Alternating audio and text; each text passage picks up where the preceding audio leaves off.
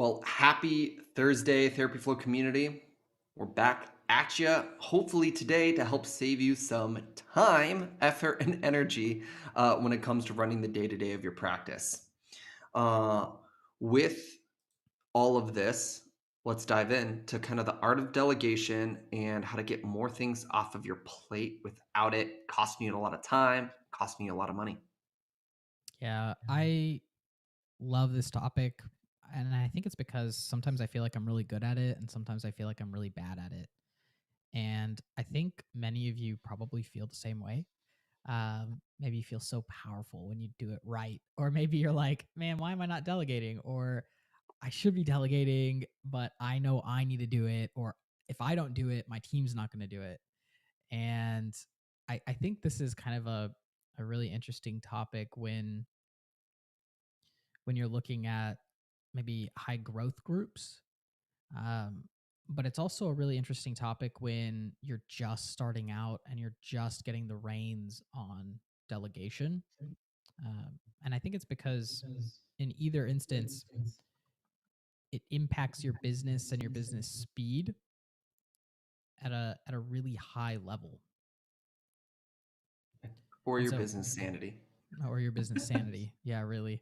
I I feel like burnout is like yeah. if you don't get it right, you burn. So that's a hope to today is to unlock some of the frameworks, some of the mechanisms that drive great delegation and great outsourcing. I think there's a big misnomer of just like outsource what you're not good at or delegate more, the things that take time. But just delegating anything and everything isn't actually a strategic approach to making sure this is done consistently, correctly, and sustainably. I hear stories from practice owners every day. I tried to outsource my website and it just turned to crap. I hired this admin and it just went so poorly. I fill in the blank of what you did with a vendor, a team member, a system, an operation, a software, and it just falls through. Some of that's inevitable. We have that every day. Things that we've tried to automate, to hire for, whatever, and it doesn't go well. But the more strategic you are, and when you properly correctly choose the correct order of things to delegate and outsource for your practice, the higher the chance that these will be successful. And so that's what we're going to dig into is kind of three major categories of things that guide the when, the what, the why of what you should be delegating in your practice. So all three are going to be really helpful. The last one that we're going to talk about is cyclical activities, or sorry, skill-based activities versus process-oriented activities. What do you do for those things that you really need like expert help with versus process oriented that you don't need an expert with? So stick around for that one. But let's talk about revenue generating activities versus non revenue generating activities. Attilio, why is this category important? Yeah, I think the biggest reason why this category is important is it's urgent and important, and so you need to be doing it. There's probably not someone that you can pay, especially early in your practice career, to be completely responsible for the revenue generating activities for your practice. And quite frankly, it's because no one's going to love your baby like you love your baby. And so your revenue generating activities here are so powerful, um, because without cash, you can't really do much. And so revenue generating activities is something that you should really highly consider uh, doing yourself, right? This is something that you should be doing. You are the primary driver for this element inside of your practice. And I think it's important to not forget that as the primary objective of the practice owner until you can truly just remove that from your plate, or you're just good enough at it that it really just doesn't take time and it just kind of happens naturally. Yeah. This is gonna flow into something that you're just responsible for as a business owner on knowing how to do. You need to know how to create revenue. If you don't learn or don't know how to create revenue in an effective way, you're always going to struggle. And so, this is one of those categories that it's really hard to delegate. It's really hard to delegate, even if it's the most uncomfortable element in the practice for you. I think we've used the example before where it's like If you haven't figured out how to create revenue for your practice, it's going to be unlikely that someone else will figure it out. So this is also one of those elements that it's really hard to completely um, give this responsibility to like an agency or some other group if you haven't learned how to do it yourself.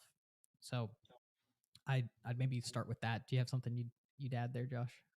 Yeah, I think with revenue generating versus non-revenue generating, there's also categories. When you first start your practice, you physically taking the phone calls and closing your clients, that generates immediate and direct channeled revenue. You doing your taxes for your business, set up internet. Those are non-revenue generating activities, but some of those are required to keep the business going. The bigger your business gets, the more activities you have to consistently do that don't drive any revenue for the business, but they just keep the business going, right? And those are really dangerous when you start to see your plate consistently be filled with more and more activities inside of the business that don't directly have any revenue basis. And that's why people hire chief operating officers and in-house accountants and other things to keep the thinkers that want to actually impact the business on the segments of the business that will grow it or drive increased revenue. That's why you are a business owner. And I think some practice owners have this hate relationship, not even love hate, but hate relationship with revenue generating activities.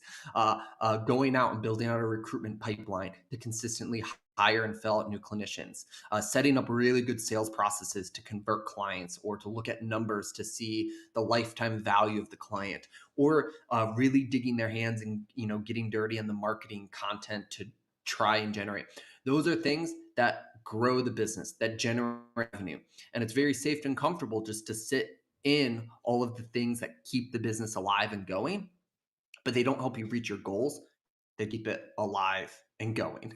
And so I just want to encourage you that um, get significant things off of your plate that are not revenue generating, and then slowly work on over time leveling up where you're spending your time on revenue generating activities. Because eventually, taking your own sales calls won't be as helpful as something else.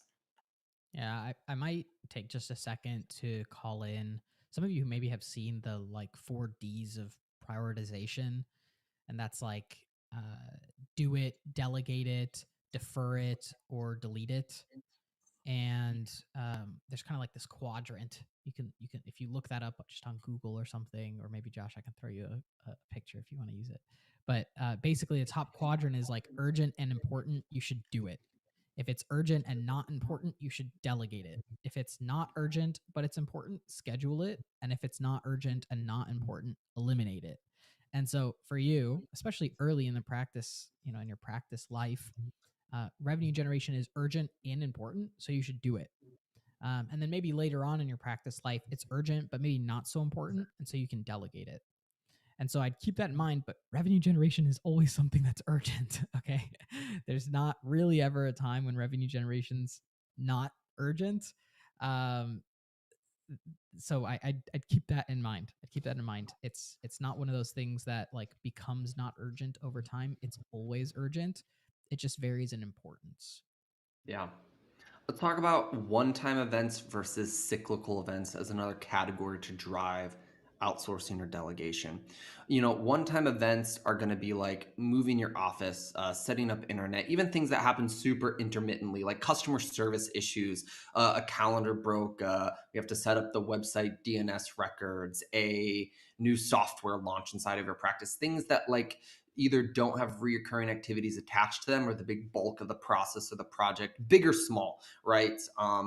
Someone is dealing with in a one-time way, choosing art for your office, calling the locksmith to get it like the host of the million things that come up in your business. When you start to see these really creeping up, when you're spending a lot of time day to day on just one-time event activities, go back to the first category. Great.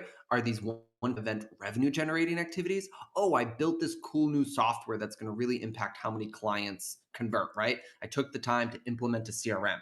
Great use of your time for generating more revenue and converting more clients. And you kind of only have to do it one time really successfully for to get a big benefit from it. being consistently filled with small little non-revenue generating activities don't work super well. Are these physical ones? Are these digital ones? And take a look, and every time those come up, figure out what's needed. Often it's just someone making a decision about it. And a lot of them are like common sense things. Like it's a pretty big direct input output for someone to call a locksmith and get new locks on your doors.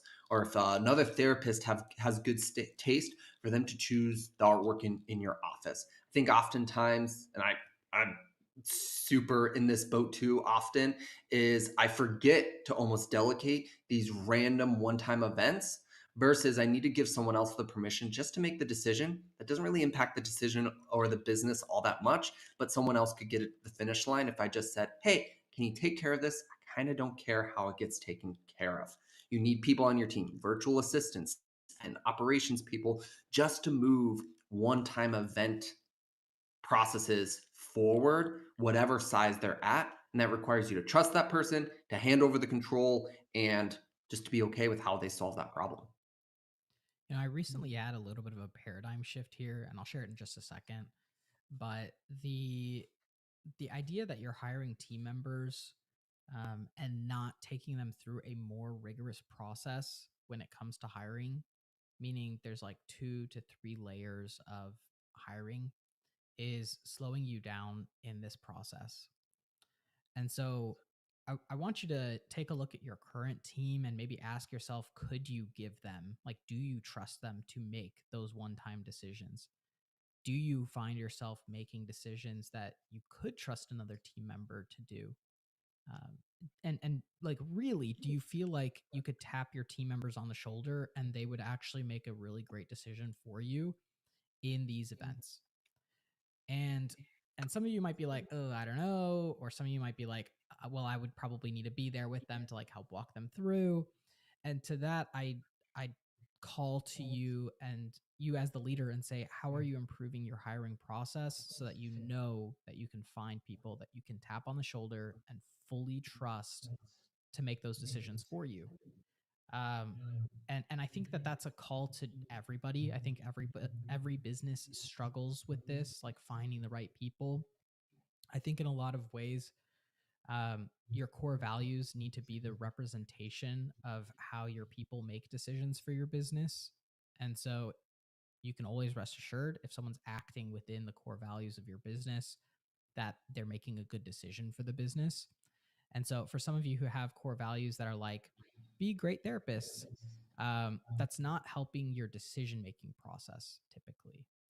And so I'd consider you to look at your core values, how that trickles down to your hiring process here, and then how that actually ends up being the decision making matrix for your one time or cyclical events that you're delegating out to your team.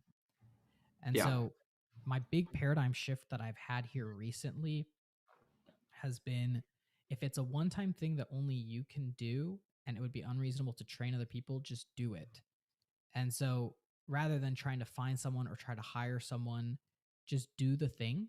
And then if you find items that you're doing that you can train someone else to do, that's when you just create an SOP and have someone else do it 10 out of 10 times. And Yeah. so this is usually helpful in those instances when you're like setting up a new system for your business. Like, it would be unreasonable to have your administrative assistant try to do that because they may not have all the context necessary to make all the right decisions, but you certainly will. And so once it's done, and you can move on to the next thing. If it's something that needs to be trained, you train it to someone else. Yeah. And I think sometimes just honing the discernment of how much does this matter to the business? How much do I personally care about it? Um, because maybe it doesn't actually matter that much to the business, but it still needs to get done. And you personally don't care that much about it. And it just starts with a simple question with a team member or process. Hey, how would you solve this? Oh, I hadn't thought about that. And that's a lot of times team members like, hey, I'm experiencing this problem. What do I do here? And then you jump in and you try and solve it or fix it or do the one-time action for them when you could have just slowed down and been like, hey, how would you solve this? And they'd rattle off a solution. You'd be like, great idea. I might not have done it that way, or I might have done that way. Either way, go solve it in that way. And it just a feedback loop of of that can move through things. Let's talk Real about quick, kind of the last big category. Go ahead, Attilio. I'll give a quick. I've used this framework before, but it's the 1-3-1 framework. You have them present one problem to you, give you three viable solutions, and then one recommendations that they'd make. I need to get better Yeah, at using this and just prompting the team. Anytime someone comes to you with a problem, just say 1-3-1, and then have them do some thinking for you and then guide them, right? Just because they give you three realistic or reasonable ways to solve it doesn't mean that you have to take take any of those. You can still solve it for them, but at least you're getting them thinking and understanding how you would do things. And so consider that it's a quick little framework. You can start drilling it with your team 1-3-1, and maybe it gets you a little bit further, a little bit yeah. faster. So let's talk about skilled versus process-oriented activities. Skilled activities are the things that someone has to have an innate function. Clearly, there are better website designers than others. Clearly, there are better counselors or there are counselors than others, right? Supervising someone on your team is a skilled thing that both requires skill and certification to legally do. So there's levels of things versus process oriented. If someone knows the process, we're talking about uploading a contact card in your EHR or changing a certain DNS record on your website. There's a lot of things in your business that are just process oriented. And there's a lot of things in your business that require some type of skill. And so when you're breaking down an activity and you're saying, "Hey, I want to get this off my plate or I want to delegate," just ask, is this more process oriented? If I really share how I want this done and I really get granular and detailed step by step by step by step, can almost anyone do this? For process oriented, can we include step by step little videos and enough that like a fifth grade could essentially complete the SOP if they had enough instruction? That's a great sign. We can go out and we can put together an activity so anyone can follow the process. Awesome. Let's figure out what's needed to be in place there. Skilled activities are a little bit more difficult. And all we have to say is, hey, what is the sort of rubric of the skill that I'm looking for? What level of quality? How do I find that? How do I coach for that? When you're running your interviews for counselors, that's what you're doing. You're saying, hey, do they have these certifications? How did they answer these questions? And often when you're hiring a website designer or you're trying to do something new, you're hiring for another position, you don't put it through as much scrutiny because maybe you're not as familiar with the skill or what separates someone from good to great to some of those things. So this is where I'd say if you're trying to get things off of your plate, actually give the recommendation on a skill based level. What are the things you're really good at in your practice currently that you're doing that maybe you can delegate right now? Because you'll already have the framework for what success looks like, what someone else needs to have on a skill level. So you can either teach it or train it or hold it accountable. This is where when people outsource marketing in a private practice, they get into a lot of trouble. They know nothing about the marketing process. They don't know what separates a good marketer from a bad marketer, a great website versus a mediocre website. They just know they need something or more. So then they end up with a finish line of a product that didn't get the outcome that they wanted and needed. So if you start with some things that you're great at, you'll get more off of your plate and you'll know where the finish line is. But then we can also approach the areas that you don't have skills with a different level of intention, which is saying, how do I acquire the information I need to know to delegate something that I'm not skilled at, but something that does require skilled work? Yeah, this is a really interesting one because I think it works counterintuitive sometimes.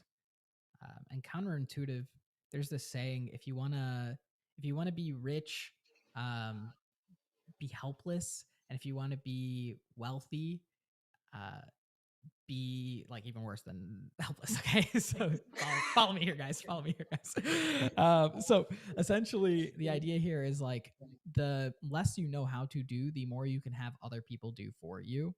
And where I think this one gets really tricky, especially for really skilled business owners or maybe experienced business owners, is you get in the trap of doing all the things. And what that does is it caps your effective hourly rate. It caps your effective hourly rate. And so what ends up happening is you get stuck in the point where you're like, well, I'm happy with my rate that I'm getting from therapy. I'm happy with the job I'm doing. And then you just stay there. And sometimes it's okay, right? Sometimes maybe you just want to stay there. You're happy doing the things you're skilled at. You're happy doing the same thing over because it's just working, right? And so why change it? But I think the area where this really gets sticky is if one day you decide that that's not what you want to do, or you find yourself like kind of in a rut is the explanation we typically hear, where it's like, I'm doing the same things over and over again and I don't want to be doing that. And so when you feel like you're doing the same things over and over again, sometimes it requires you to take a season of maybe a pay cut. Sometimes it takes a season of requiring you to realize how other people on your team are not equipped to handle things that you have been doing. I think it's a season of actually like a downturn, right? Sometimes people will come into our program and it's like the first 3 or 4 months is like actually a big downturn because you have to move so many pieces in a position so that you can have an upturn. And so the skilled versus process activities really hits for me when you recognize that there's oftentimes seasons in this element. There's oftentimes times when you're looking at yourself and you're like, I'm in a rut. Why? And it's probably because you're just really skilled or you just know what the heck you're doing. And so you get stuck doing the things that you're doing because you're skilled at it and you don't want to trust anyone else to do it. You don't want to take a hit. And so you get stuck in an inaction point. You get stuck in an Right. inaction point, and it's not beneficial for the deposit of your future fund, if that makes sense. I think when we wrap up this conversation on all of this, just delegating willy-nilly, just sort of playing the mantra, oh, got to get stuff that I'm not good at off my plate, or I just got to get more stuff off my plate so I can whatever. That's not the precision that's going to drive this process forward. Delegating is not a one-time action; it's a habit. It's actually a methodology to be consistently doing inside of your business. And so, if you don't have any rhythms of getting things off of your plate, weekly rhythms, monthly rhythms, handing off rhythms, whatever it is, maybe that's the starting point. Maybe you put some time on your calendar each week to sit down and say, "Hey, what can I build out on an SOP or on a training or on a offloading?" And you do that, try and get one or two small things, or we work on one big thing each month. Put some method to the madness. Start to target getting non-revenue generating and low revenue generating things off of your plate, and take it from there. I'll maybe leave you guys with one last note because I think we don't tell enough secrets behind closed doors. I think the best executives in the world, like literally the people who are running great high growth organizations, what ends up happening is their calendars typically change quarterly or semi annually. And so if you find yourself doing the same thing, it's probably an indication that if you're doing the same thing for too long, that you're not growing at the rate that you probably should be for a healthy business. And so I consider that like literally sometimes quarterly, it's a complete change, like a complete gut and change. Sometimes it's a moderate gut and change. Yeah, But oftentimes your calendar should be changing. You should be working on and focused on new different activities that are high impact for your business. So keep that in mind. That's the expectation status quo maybe for growing organizations. 100%. We'll catch you guys next time.